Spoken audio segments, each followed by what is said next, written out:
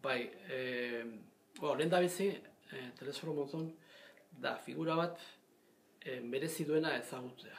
Osea, hartu behar den lana bera ezagutzeko benetan gero ematen du. Osea, hartu behar da lana, baina merezi du lan hori hartzea, ze gero benetan ematen duelako gauza askotarako. Bat, pixka bat, hausnarketa bat egiteko nondik gatozen politikoki, kulturalki, eta nun gauden. Eta bestetik, batez ere gazteentzat eta hola, nik uste dut abertzale handi hau ezagutu beharrikoa dela.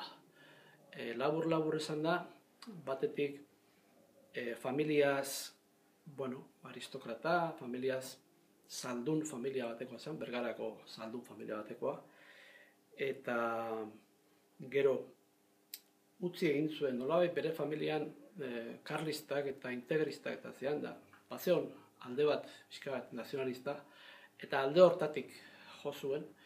Baina hori nolabait esan behar da, bere abertzaletasuna zala zazpi lurraldez, zazpi euskal lurraldez osatutako euskal estatu baten alde borrokatu zen, Nafarroa osoaren alde borrokatu zen, eta horretaz gain, esan behar da, gaur egunean nolabait badulako esan nahi ere, kristaua zela.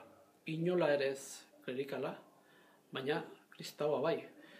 Eta, horretaz gain, esan behar da, pixka bat beraren zea hori, zala, zubi gizon bezala ikusten zuen beak bere lana, batetik